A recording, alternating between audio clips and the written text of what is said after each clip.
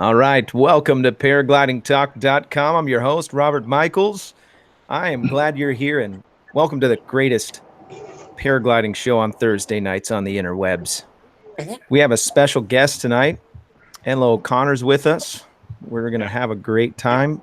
If you don't know who Enleau is, he's got some serious history in the sport, some incredible videos on the web, whether he knows it or not.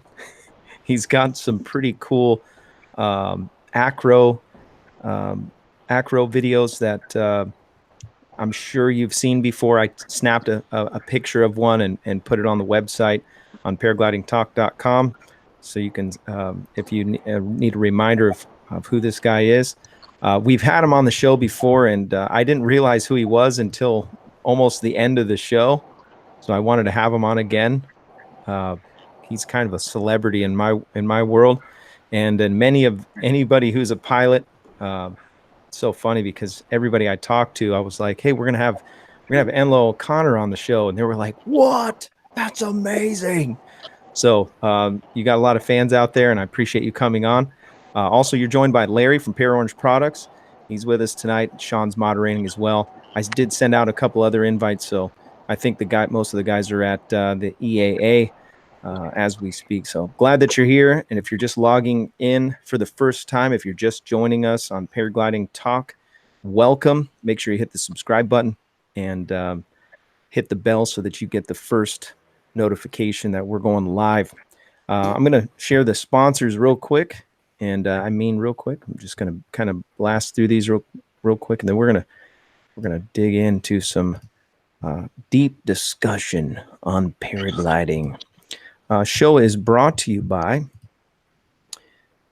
FlyMyPPG, flymyppg.com. Mike Cotter and his team will help you to get off the ground.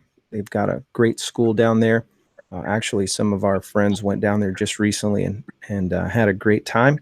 iFlyIndiana.com. You want to check them out if you're interested in getting some lessons and you're in the Indiana area. Also, the show is brought to you by Tri-State Skywalkers. Brandon McCloud and his group have the Tri-State Skywalkers. There's a link if you go to paraglidingtalk.com to their Facebook. And if you're interested in creating a club, they have a great platform to help you and some great ideas for you. Pear Orange Products sponsors the show. If you're looking for quality products that are handmade in the U.S. for paramotoring and paragliding sports, you need to check out Pear Orange Products. Click the link below. And I got all kinds of advertisements on here now. It's funny.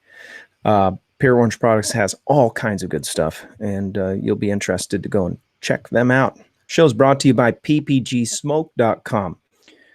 PPG Smoke is the sponsor that gave something like $10,000 worth of paragliding stuff. And so it started off with the smoke machine and the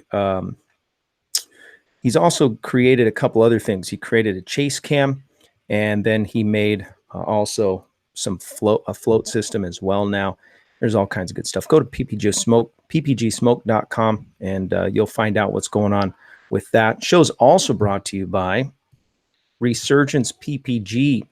Resurgence PPG. By the way, Craig Taylor just donated $100 in the chat for Resurgence PPG support, and he said, and my monthly dues. Thank you, Craig Taylor, for your investment into Resurgence PPG. They have a great organization. Todd he's created Resurgence to help our veterans get their feet off the ground with paramotoring.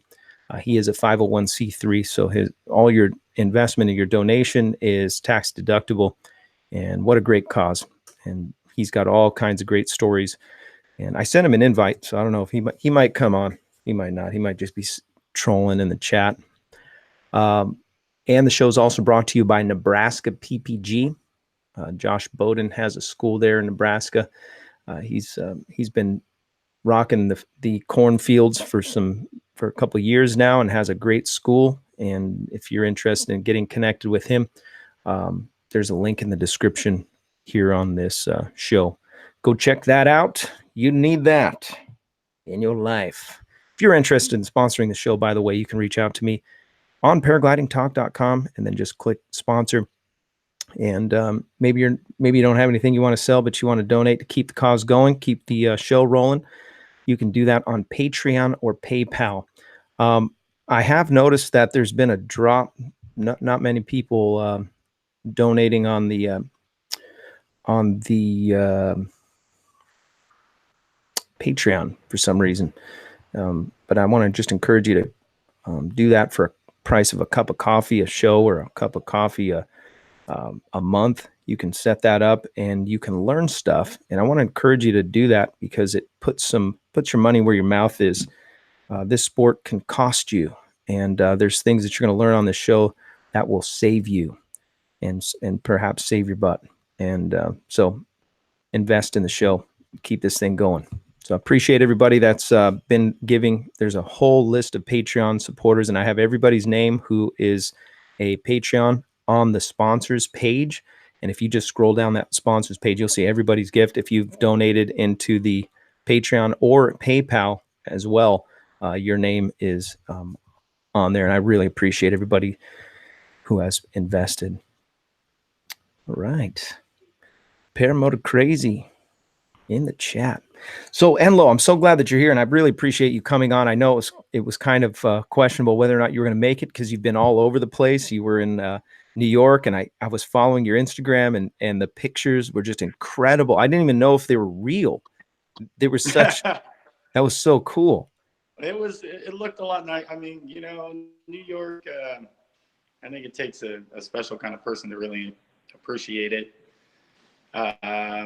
Good news was it made me love California 3 times more than I did before. Yeah. If you like burning witches, it's a great place to be. The Kingston is where I was. A lot of churches, old 200-year-old churches, a lot of graves, a lot of rotten wood, a lot of mold. A far cry from Southern California where I'm used to. Yeah. And no flying. But I wasn't there for paragliding, thank God, or I'd have been highly disappointed. I was there to see a girlfriend, so I'm back. So I'm happier than ever to be back. Let me ask you a question. Did you get to paramotor at all? No, I didn't get to fly. I didn't get the motor. I didn't get to do anything. I just packed around a tandem glider and a solo glider for nothing. Oh no, you brought it with you? Oh yeah. I didn't bring my motor. Yeah, but, of course. I almost got stuck in that power outage that happened in Manhattan. I was on a subway, got off the thing, got back to the motel room, and then heard the power outage happen right where I just was, like an hour before.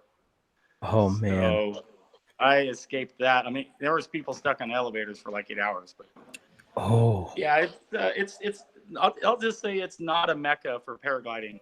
Motoring, I didn't see anybody motor, but it would be much more appropriate place to motor. Yeah. Oof. Yeah, I don't know. I'm having withdrawals right now, and it's just because I haven't been able to fly for 4 days. Oh yeah, well, it's been about 2 weeks for me. I'm ready to go. Yeah. Yeah. I'm jumping. Yeah, you go from I think the last 5 or 6 times that I seen you out at Torrey Pines, you were hucking big ones and doing helicopters, and so I imagine that you're ready to do some flying. So where are you at right now? I'm in Northern California. I'm in my hometown. I came up to check on some things at my ranch, and there's a fly-in on the 7th. I might be here. I'm thinking I'll come back to Southern California within a week. What fly-in? Hat Creek fly-in. Hat Creek's the local site that I've done most of my flying in over the years. It's a 1,000-foot volcanic rim. It's very strong. You launch and you can kind of like do no wrong. You just go up 1,000 to 2,500 feet above launch. No matter what you do, there's lift. It's a windy site, but it's really, really good for doing acro. You can just do this until your arms are going to fall off. What's that site called? I'm gonna have to check that out. Hat Creek Rim in Northern California. Okay. All right. Really, really, it's one of the most lifty places you can go. It's like a 1,000-foot rim. It faces perfectly west with a big fat valley out in front. Black rocks. They heat up all day. And I mean, you launch and you can do no wrong. I mean, if you don't have skills and descent techniques, you can't even get down for hours. Nice. So it's kind of like maybe like what Organia it would be, in Europe. Okay. I think there's very windy. There's one out there by my dad's house, and I think it's called Sunset Craters. Yeah. Well, I wanted to kind of pick up where we left off. We talked about a little bit about the cutaway base rig for reserve, and I just wanted to see if there was any updates on that, and then we'll talk a little bit about Acro and progression. Did you get any flack about that? Did you hear anything about that after the show? No, I didn't really get any flack about that. I was kind of surprised, but yeah. I think it's a great idea. Well, it's really not my idea. It's what's quite popular in Europe. And I'd say it, but as Americans are a little behind the ball compared to Europeans when it comes to acro, in pretty much all forms of flight. They really outnumber us. It's far more popular there. Right. For whatever reason, I don't know. They don't really have better weather than us unless you get into the southern regions. So there really isn't. I don't know. Maybe they do have more sites. It's just I think it's the sport builds on itself. The more people that do it, the more people that want to do it. It's just the human tendency. Right. So that's why those guys are generally better than us. I think there's more of them engaging and they rally together more. Come over here, you can barely get someone to do a mirror spiral with you. Right.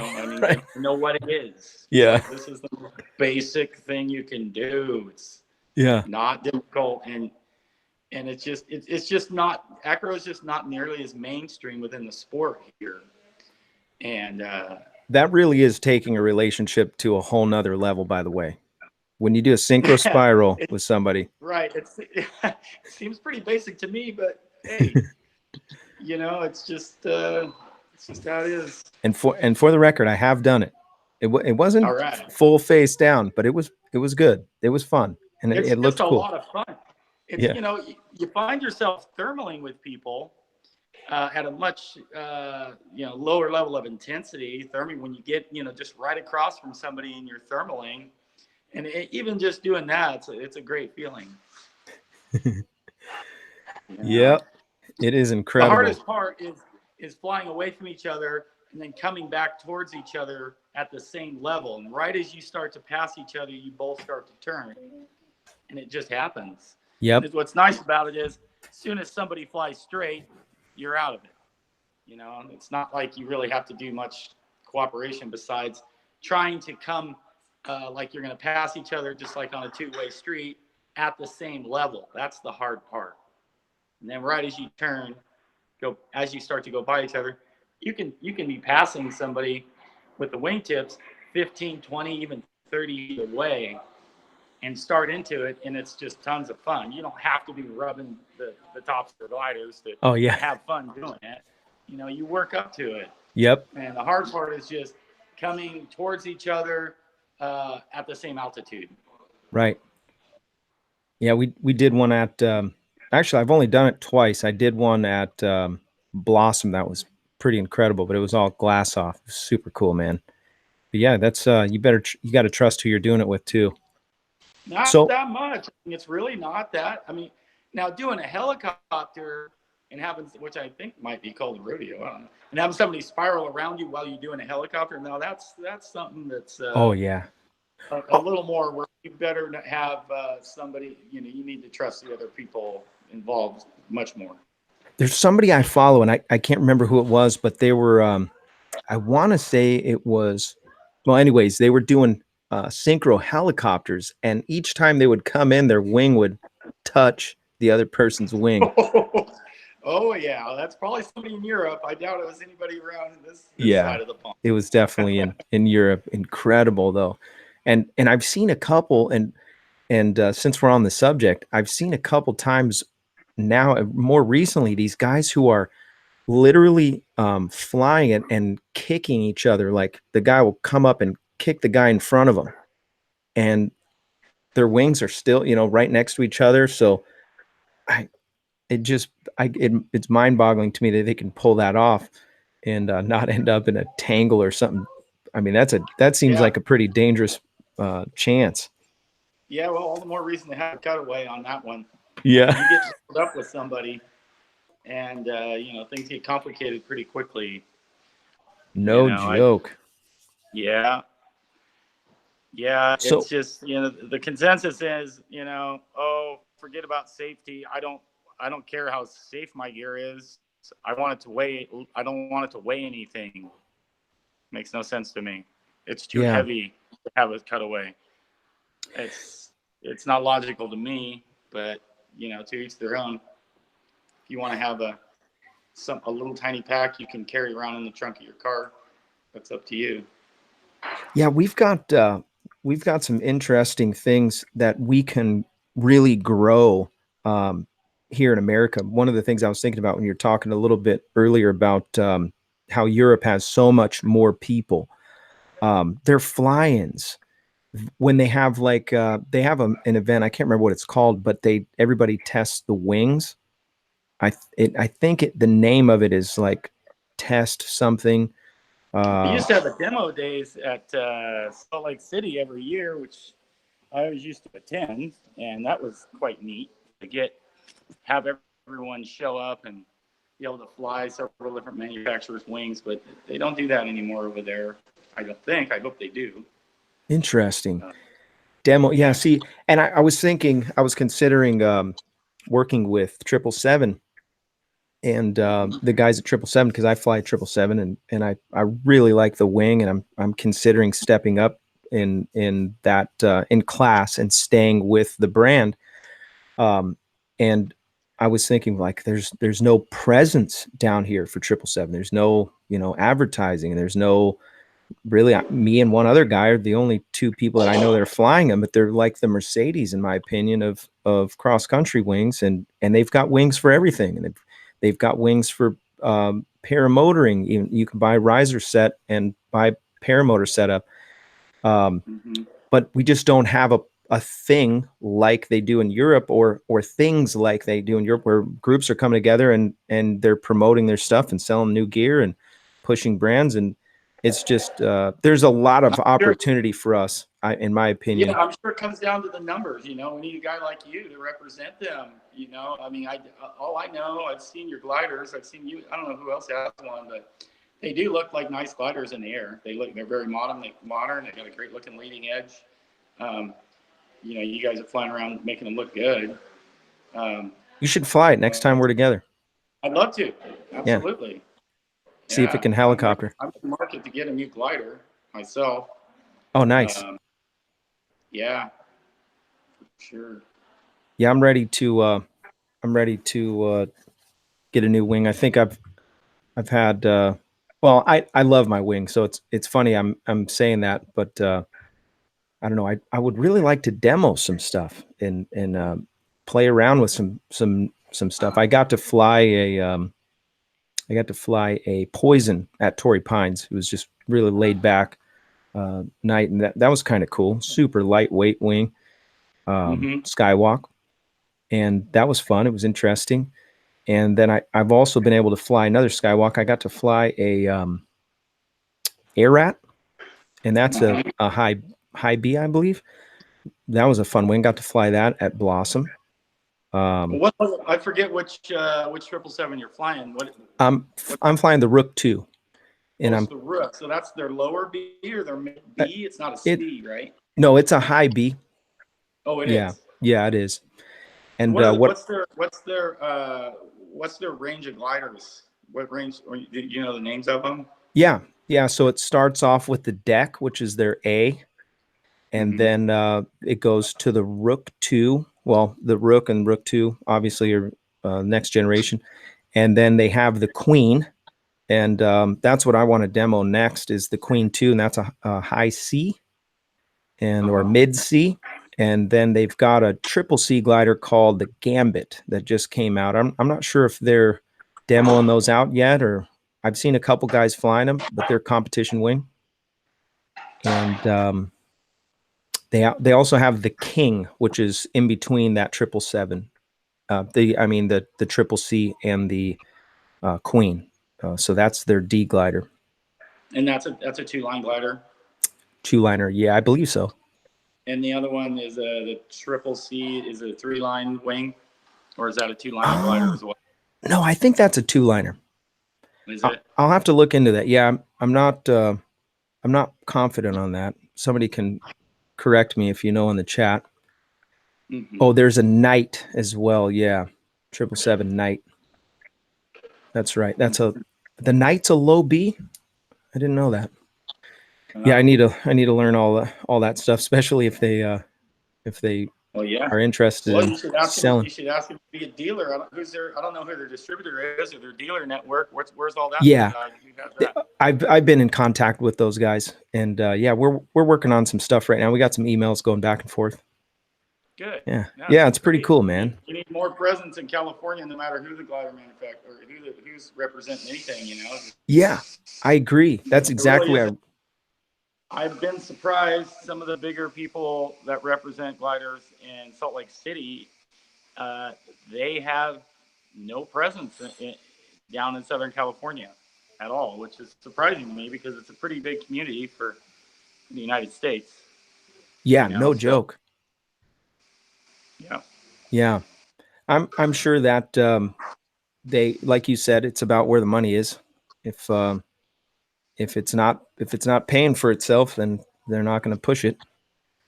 But yeah, man, that's great. I wanted to talk a little bit about a progression in Acro. I know that there's a group of people that between paramotoring and also some guys that are in free flight that watch the show or catch some of the videos that are interested in playing around and taking it to the next level. And I just wanted to get your impression on what do you think about moving to the next level, and maybe if you can give me an idea of what you think, what's a good starting point for your, for example, I started doing spirals and I'm just banking into them, and of course I had some instruction with Russman, and so in the beginning, I didn't just go out there and start trying to do spirals because they can be very dangerous and they turn ugly really quick.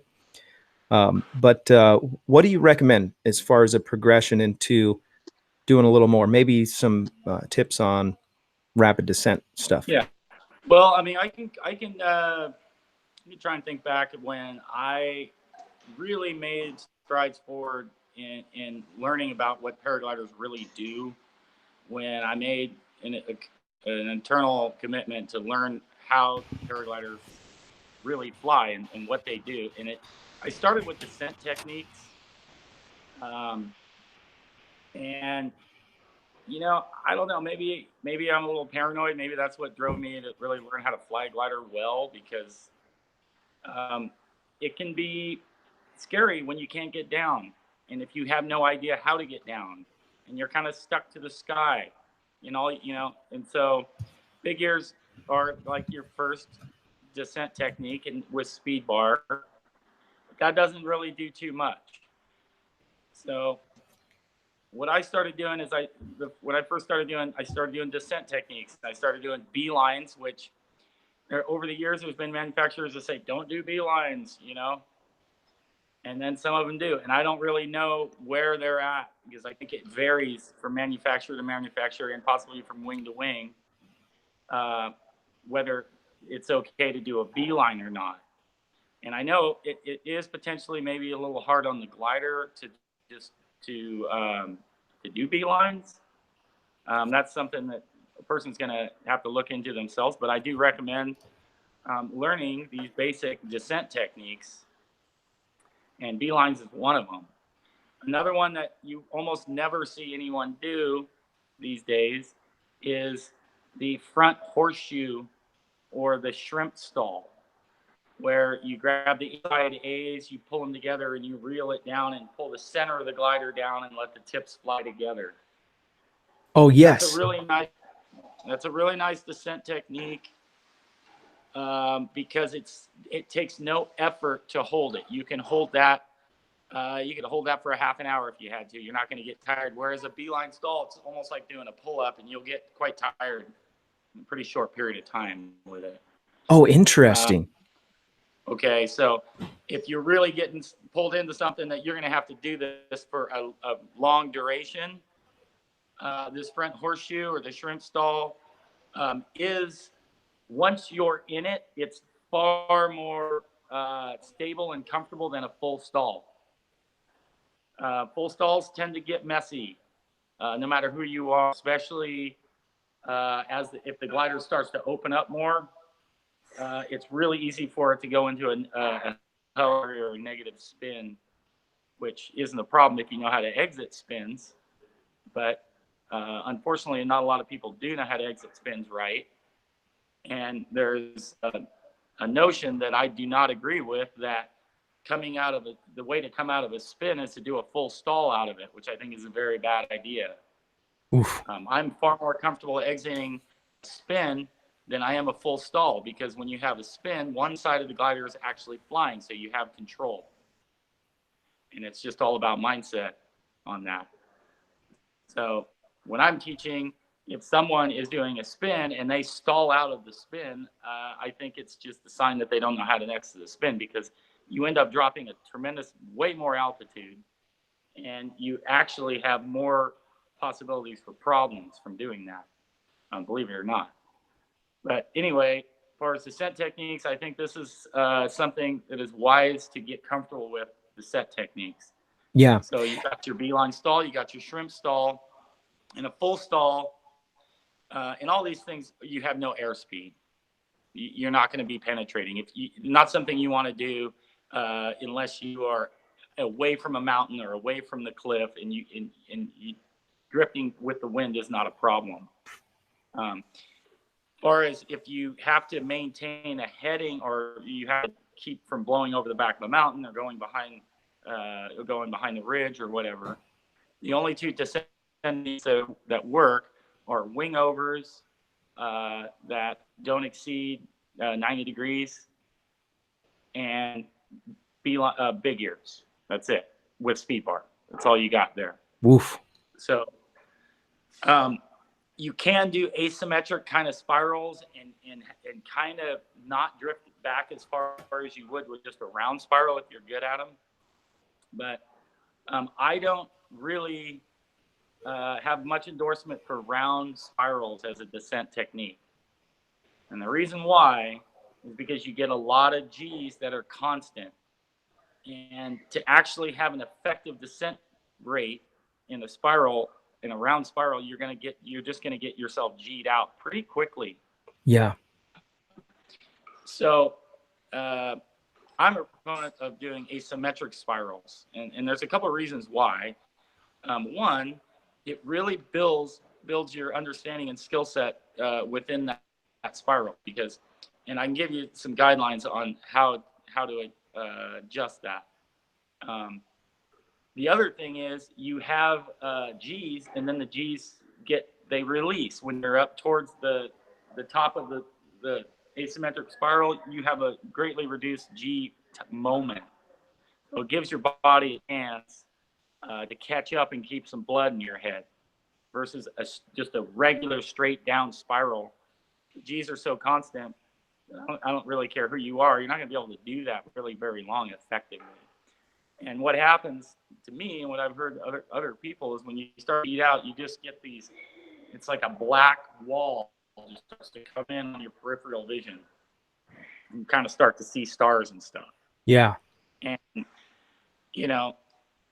that kind of stuff can do anything from give you a stroke to just plain pass you out. And what people don't usually really realize is that the lower level gliders are far more likely to go into a locked in spiral, where once it gets into that spiral, if you release all the brakes, it'll just keep going. And in fact, it'll go even faster, which has been a problem with earlier beginner gliders forever. And it's not something that the general public really is aware of. and I Right. believe they really should be. Yeah. And If you if look I'm at the wrong, test. I hope they are aware of it. Yeah. And that's another reason that you should learn to do asymmetric style type spirals. Yeah. Yep. I agree. One of the Now, I also think that people should employ these drag chutes that the comp wing guys are using. anti-Gs. The anti-G thing. It's a great idea. It's one of the better inventions that's come along in the sport, and I think it should really be standard equipment for people. Interesting. Because it can really, really help you. I mean, and most people don't fly in big enough conditions on a regular basis to maybe justify it, but when it happens and you get in lift it's over 2,000 foot a minute, you better have done your homework, and you better have something like that really save you. That's a great idea. I should make some paragliding talk anti-G drogues. Absolutely. You can even put and I don't have one, but okay, I want one. Yeah, right. I've got a pretty big bag of tricks, and I'm very aware of conditions over the years. Yeah. But still, it's not much penalty to carry this thing around with you. Yeah. And it really, especially if you're not familiar with acrobatics and you're not good at asymmetric spirals, this is something that you should really use. Now, I don't have much experience with them. I've seen them, and I don't know if that'll help somebody in an A or a low B glider, if it'll keep it from going into a nose down stable spiral. It very well could.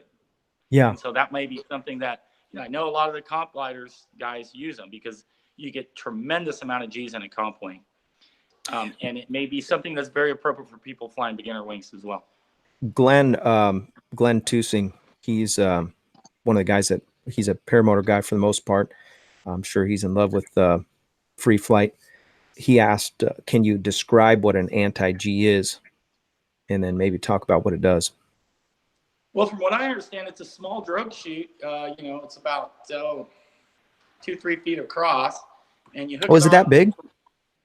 Maybe a little smaller. I mean, I've just watched the YouTube videos. Yeah, same with me. Have it hooked on one carabiner, and they just have it in a little bag. They just throw it out, and apparently it drops your G forces way down compared to if you don't have it. And then when you pull out, you just reel it back in and stuff it back in your lap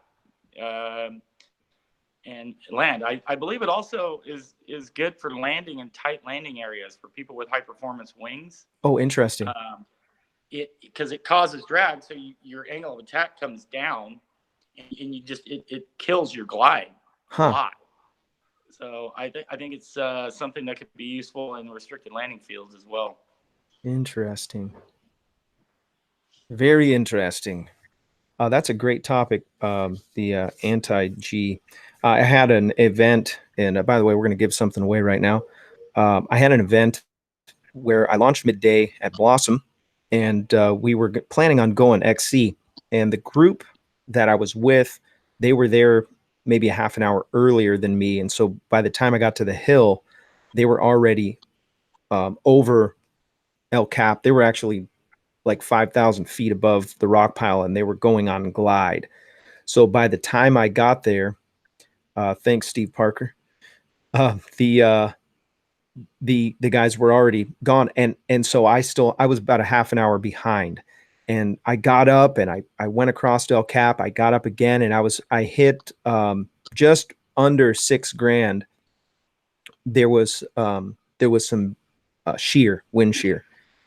And I poked up into it, and then I felt just this weird air. I mean, it was not cool at all. And I remember seeing it on the report and on the windgram, or not on the windgram, but it was the skew T, and my wind was pointing at each other like this at the same altitude. So I knew that there was going to be some kind of weird shear and weird air there. And sure enough, it was there. And my wing did this real weird dance, and then I tried to stay with it, and I thought, okay, I'm just going to go on glide. But then I got blasted one more time, really strong thermal, right back up into it. And at that point, I said, you know what? That's it. I'm done. Yeah, I posted that video some time ago, but I I spiraled down after going out over the valley as far as I could away from the mountain that was creating that lift. And as I was spiraling down, strong G's, and every once in a while I would hit a turbulence from some thermal or something that was coming up, and I was thinking, man, it'd be nice to have one of those drogues right now. And and like you said, there's going to be certain times. It sometimes for the free flight guys, we just think, oh, it's it's cloud suck. It's just I don't want to ever get in cloud suck, and as long as I don't fly into cloud suck, well, that was a circumstance that I didn't think of, where I would want to get down and not have to deal with that, and so I bounced off that shear.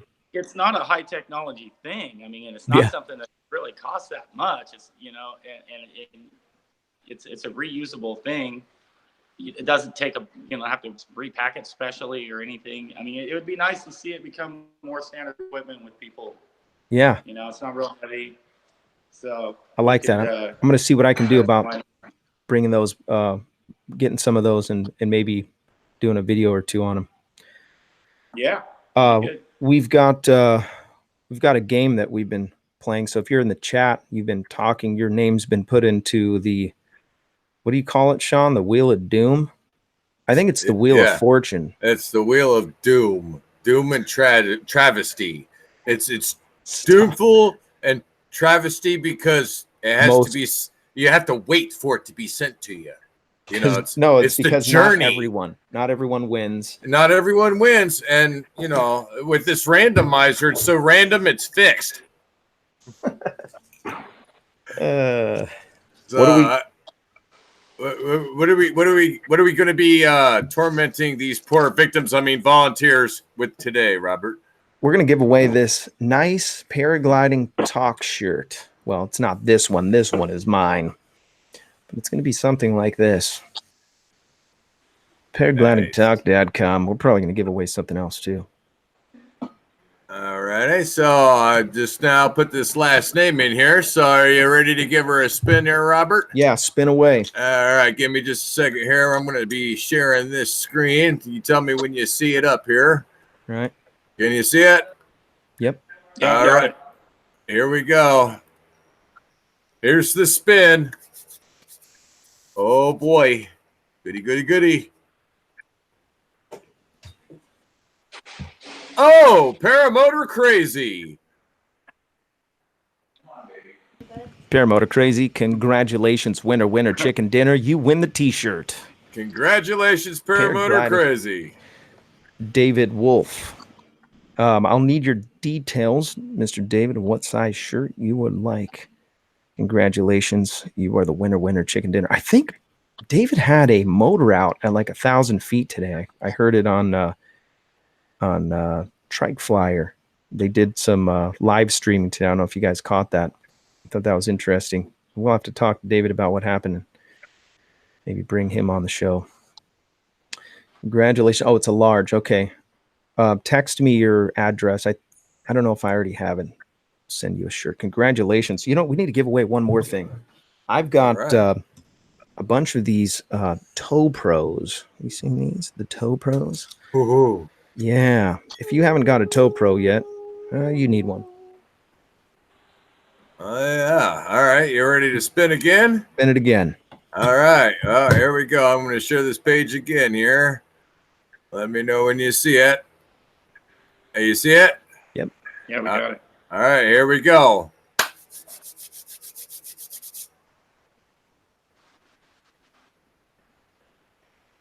Oh, Matthew Pesk. Okay, hold on. I got to write that down. Keep that up. Hell yeah. Matthew Pesky. Either it's Pesk or Pesky. One of those two. Watch it's Peasky or something. Pesca. Pesca. You won the Toe Pro. Congratulations. Pro. Congratulations, winner, chicken dinner. Matthew, reach out to me in the contest form. Reach out to me using the contest form on the website, paraglidingtalk.com. Send me your details, and I will send out your Toe Pro. Congratulations. And let me know if you want a white or a blue one. I've got both. Okay, and David Wolf won the shirt.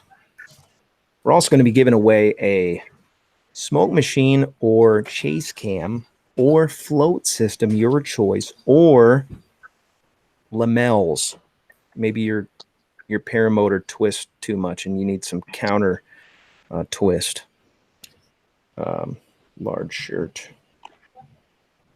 All right. I want to just give a quick shout to the sponsors. Thank you. Appreciate you, Nebraska PPG, for your contribution and your investment in the show. And if you're interested in flying in Nebraska, Josh Bowden. Also, paraorangeproducts.com, iFly Indiana powered paragliding, Tri-State Skywalkers, PPG Smoke, and flymyppg.com and Resurgence PPG. You guys are awesome. Want to take it to the next level. And Enleau, you've got a vast history with, and I was thinking after I had you on the show what I wanted to talk about. And I remember being one of the first guys, or one of the first guys, you were one of the first guys that I saw on the internet when I was trying to look up flying and I don't know what I typed in, but you came up in a few different videos and a few different places. And I wanted to talk about your, and I mentioned earlier about progression. There's a group of guys, and especially paramotor guys, because they've got the, instant thermal on their back, and they'll fly up. And there's a few guys, we've got Woody Gamertag, and he's pushing the envelope, and he's learning more and more Acro and doing full stalls and messing around with, sats. And what do you think about progression, and maybe talk a little bit about your progression into where you're at now? Well, yeah, I was starting to mention that one of the biggest breakthroughs that we really had as we were beginning to learn what we know as Acro now in paragliding is the asymmetric spiral. It's really the fundamental. It's really a big fundamental on really learning how to manage the energy in the glider. And I wanted to mention, give you guys some methods to work on. I really do not have much endorsement for doing round spirals because they don't really teach you very much. And they just G you out, and there isn't a lot of intrinsic value to it in the way of learning. So I'm going to try and throw you guys a little bone on how to do asymmetric spirals and how to adjust the energy level in them. If you think about it, all you're doing is you're turning the glider, you're starting into a spiral. And once you get the glider going and it's starting to turn down towards the ground, you want to let off the brake and sit flat in the seat. Now on a motor, that's not as much of a thing because generally I gotta plug my phone in here. In a motor, that's not quite generally as much of a thing to have to sit flat. But I know some people do have weight shifting harnesses. So I'm not really sure how much weight shift you're getting out of those. But once you sit flat in the seat and you start to swing down into a pendulum that you created as you would start to maybe begin to exit, when you reapply the brake to go into the turn of the asymmetric spiral again, it's gonna dictate the energy that you're putting into the glider. So if we just use the bottom of the pendulum as a reference point, if you add the brake at the bottom of the pendulum, you're going to maintain about the same energy level in the spiral, in the asymmetric spiral. If you reapply the brake before you reach the bottom of the pendulum, you're going to put energy into the system more. If you wait until you swing through the bottom and start to go up and then add the brake to take it back into a dive in the spiral, you're going to take energy out of the system. Okay, so those are 3 reference points for you to be able to consciously adjust the energy of the asymmetric spiral itself by how long you pause and where you reapply the brake in that said pendulum. Okay, so that's a huge, really huge thing. So if somebody's working on that and they get that mindset and they start to realize those things, they're going to be able to adjust the energy intensity in the asymmetric spiral. And it turns out wingovers are somewhat the same, but you're changing your pendulum, and there's some other dynamics going on involved with that too. That's great. That's great information right there. Yeah, that's pretty much what people need to know.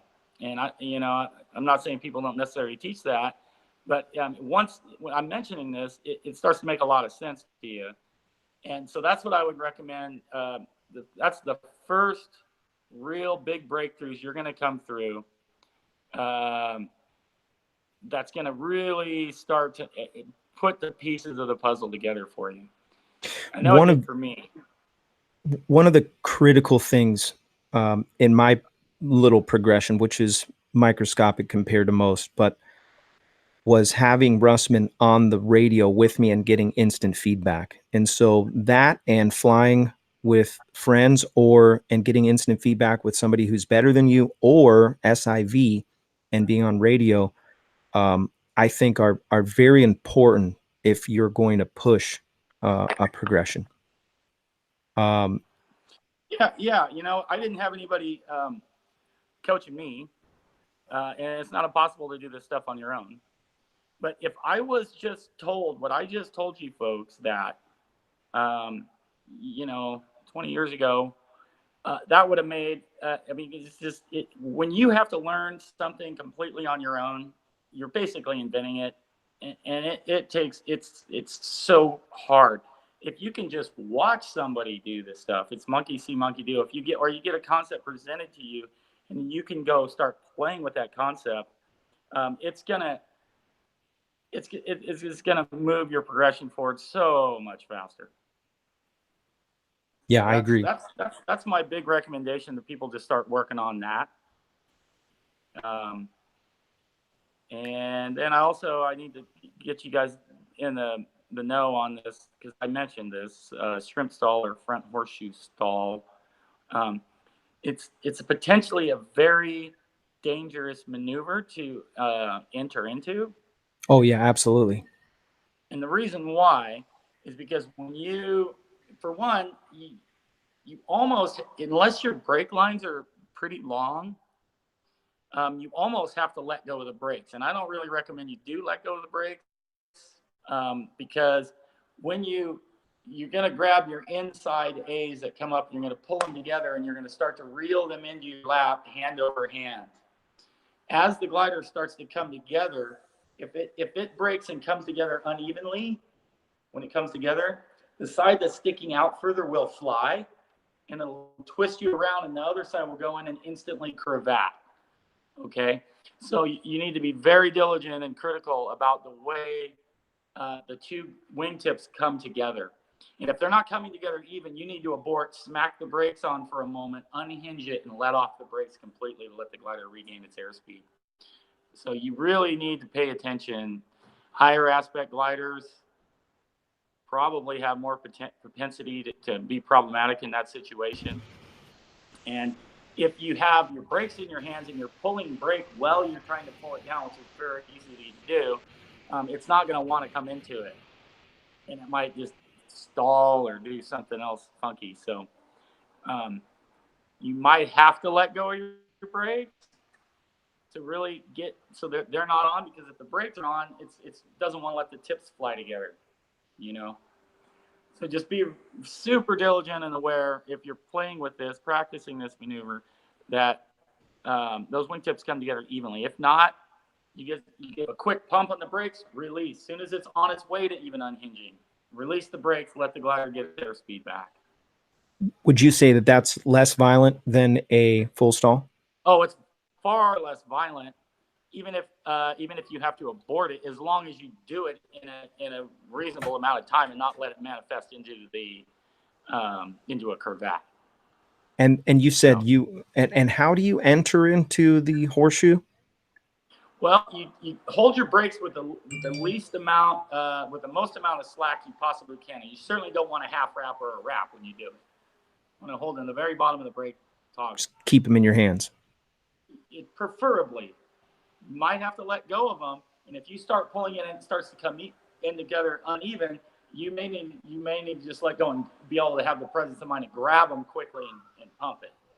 Okay, but you're going to take one inside A off of each A riser. Usually you got 3, right?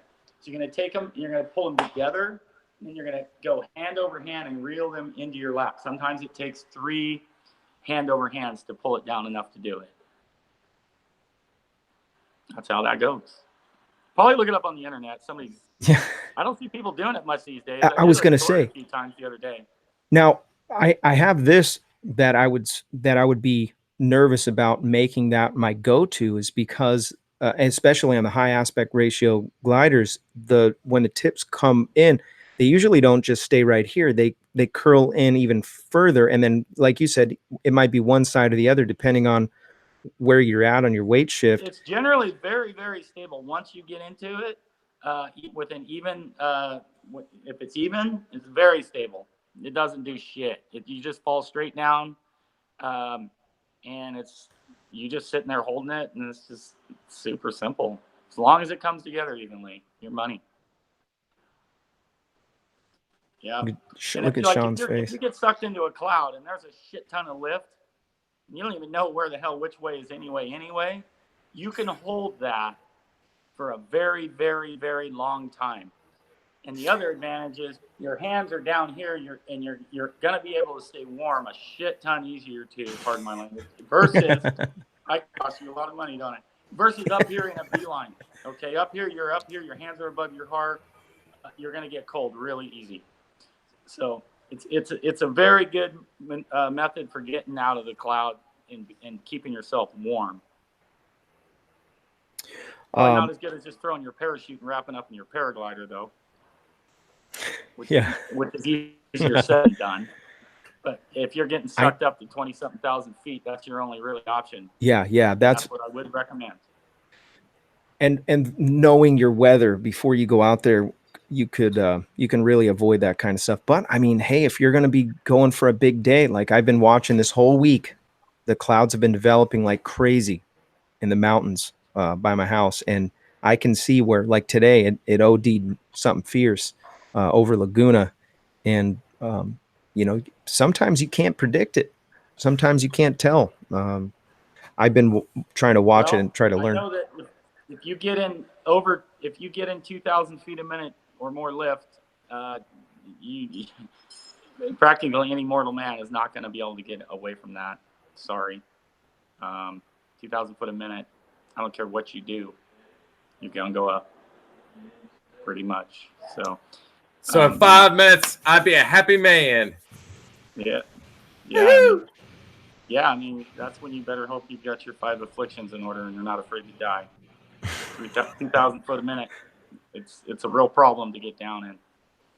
Yeah, I was talking to a guy, actually he was on the show, and you can go back and watch Steve Prairie. He's a local legend, and he was talking about getting pulled up into a 2,000 feet per minute deal. And when he was getting pulled up, he afterwards he didn't end up in the cloud. He popped out of the front of it and had a decent flight, and everything was cool. But when he did the math, I think he said he was going 33 miles an hour up. So imagine the G's. And here's something to wrap your mind around. When you see hail, typically thermals are able to take, the reason why hail can get so big is because it was a piece of ice and it was falling, and then eventually it got blasted back up into the cloud, and sometimes they'll get to the size of golf balls, or if you've seen in like Colorado recently, they had some like softball size hail. So imagine how much wind velocity would have to take a chunk, a round piece of ice, and make it go up. Well, there does come a point when you're, no matter what you do, you're not gonna be able to descend in lift. Now, the good news is, in that case, you can change tactics. And the thing is, when you have air going straight up, really strong, you're going to be able to penetrate, even though you're going up. So it may be more appropriate to fly in whatever direction you think is the closest exit for exiting the cloud, and fly out of the cloud. Especially if you're not real experienced with descent techniques, likely you could be better just taking a heading and not just meandering around, but taking a heading to your best knowledge to go, forward or out the front of the cloud or back of the cloud or whatever. Often there's mountains to consider, so right out front is usually better. But that's one of the ways I've flown in up to 30-mile-an-hour winds at Torrey, is because the air is going up a lot. So you can, when you have up air, you can penetrate in it way more than you can in laminar air. Right. So that's something to consider if you're being overwhelmed by lift. Take an appropriate heading, hold on that heading, and you may be able to fly out of the cloud or out of the lift area. Yeah, that particular circumstance that Steve was sharing with us, he full stalled out of it all the way down, and you mentioned, 2,000 foot a minute, because you can't. The full stall is less than that, and you still go up. And I've been in stuff you're going up no matter what you do. Yeah, Yeah. I mean, he probably did have some 2,000 foot a minute, but if he came down out of that cloud, he got in some air that wasn't quite as strong. Yeah, exactly. That was after. Yeah. That was after he poked out. I mean, if it's majorly lifty, that's kind of your only option is to try and fly out of it, and the next option is throw your parachute and try and get your glider to wrap up in it and ride it out, because that's you're a good freeze. If you go over 20,000 feet, it ain't gonna take too long to freeze.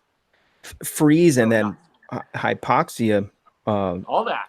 No oxygen up there. That's how. Ouija or something. That's how she survived. She threw her parachute wrapped up in her glider, and she still, was passed out and stuff, but she didn't freeze to death. She almost did. Wow. Yeah, there was a recent event. A young lady, paramotor pilot. I believe it was. It wasn't in the United States, but a girl passed away, and very unfortunate circumstances. And so send out some prayers to the family. I can't, her name slips my mind, but somebody mentioned it earlier in the chat, and me and Larry were talking about it ahead of the show. And unfortunately, that particular circumstance, I'm not sure what happened yet. We'll find out eventually, but tragedy. Yeah, it sounds very fun unfortunate. Going into the clouds, but as soon as you get in them, you realize that it's not very fun. It gets cold, it gets wet, you can't see, and our cloud clearance laws really should be exercised diligently, because it's no place to be. Not to mention, who wants to end up getting hit by a plane or lightning? Well, yeah. I mean, imagine you could get struck by lightning. Absolutely. I don't know what that would do. Now we're talking about this, and it's like everyone's like, "Whoa, geez, it's scary to getting pulled in the clouds or what." But the statistics are of people actually dying from that, or getting jacked up from that are probably very slim. Yeah, they're pretty low, but I mean, it's a possibility. And you get guys that are hot shots, pushing clouds, and especially motor guys that start flying big air, which I'm kind of surprised guys motoring don't fly more thermals than they do. I mean, that's what I enjoyed the most, is thermaling in a motor. I have an opinion on that. And I know guys don't do it. Yeah, and when I first started, when I first started this show, I remember I sent a message to on one of Tucker Gott's videos, and I said, "Are you going to do some thermal flying?" And there was a couple comments, and he mentioned back he was thinking about doing something like that. My opinion is that guys don't have enough experience in active air. and they just stay away from it. And we just saw the Steel Mesh just donated $8 for the cuss jar remaining balance. That's hilarious. Thank you, Steel Mesh. Appreciate you taking care of that. Thank you. paid your way, Enleau. Yeah.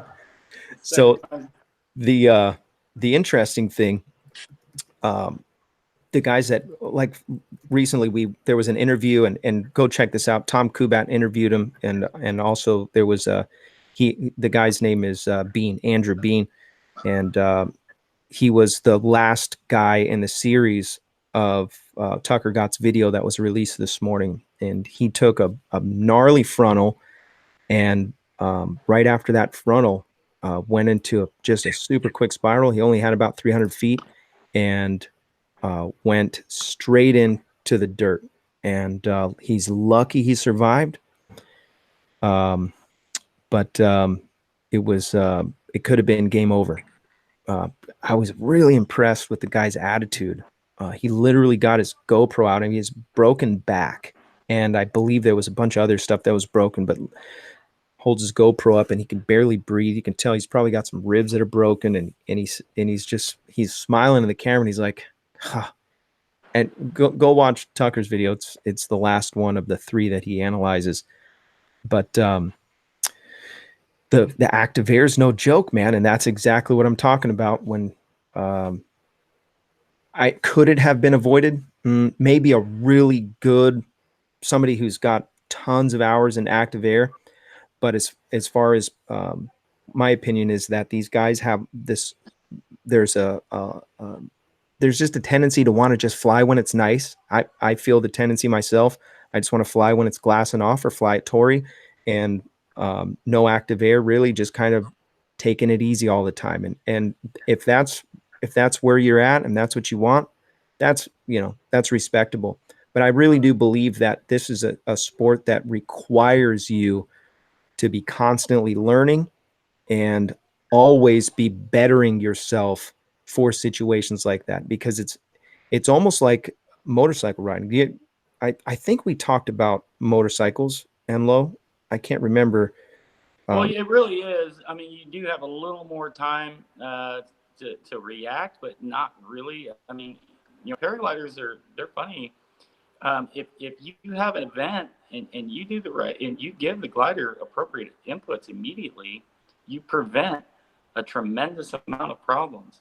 But if you give a wrong input and you start into a cascade of events, it gets.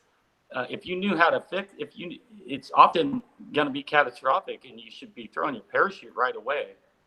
Because if you knew how to fly the thing in a problematic situation, you would have fixed it the first time immediately.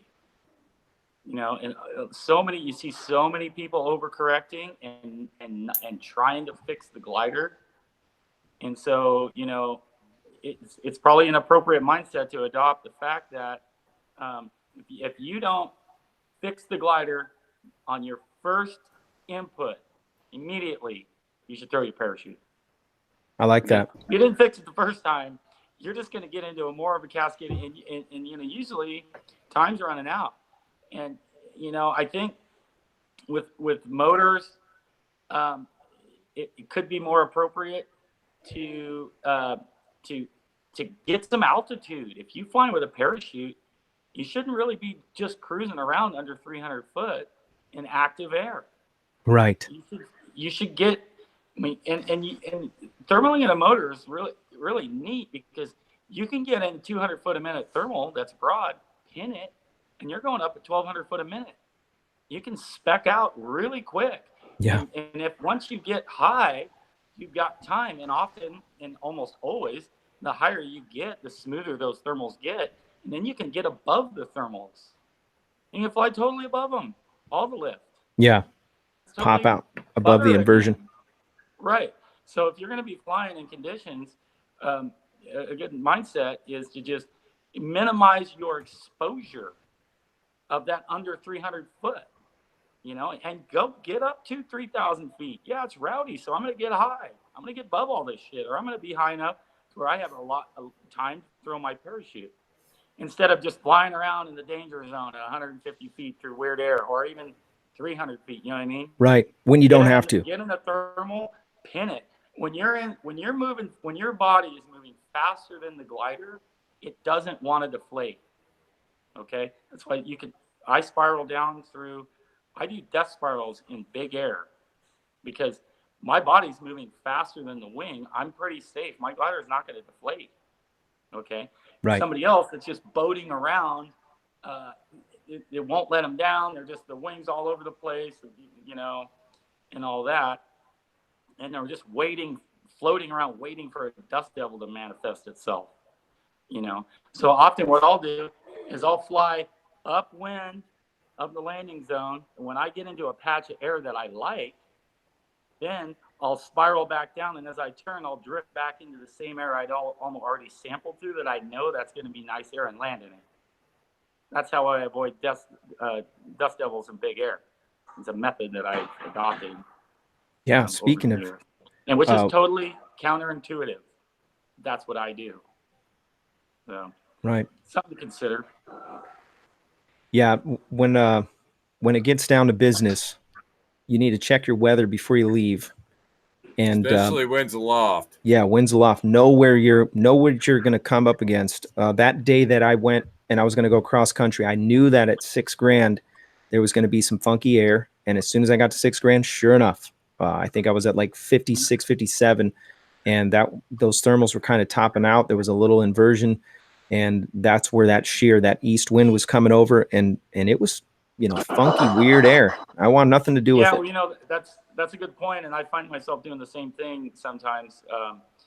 You know, if you go up 3/4 of the way to the top of the thermal and then fly out of it, and you go down and get a thermal again, a lot of times you're not going to hit that shear layer. But if you go up and you just top out of the thermal, and you're always topping out of all the thermals, and you're always hitting up against that shear layer or that different layer of air, you have way more exposure to have deflations. That's a great point. You know what I mean? You pull out 3/4 of the way in it, slide back down, then you can get another thermal and go back up. But if you're always just trying to stay at the very top of that thermal, you're in the worst air there is all the time.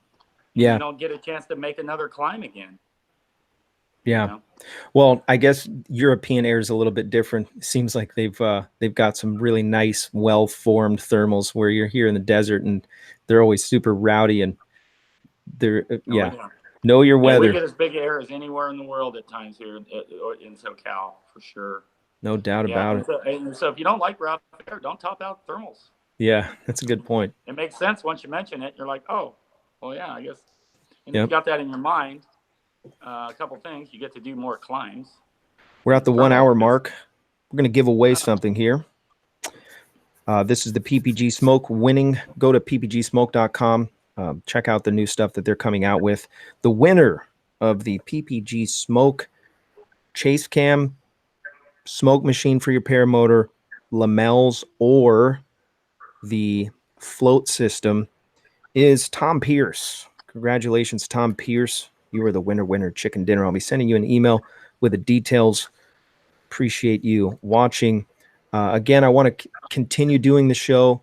Please consider making an investment through Patreon or PayPal. There's links in the description for the price of a cup of coffee.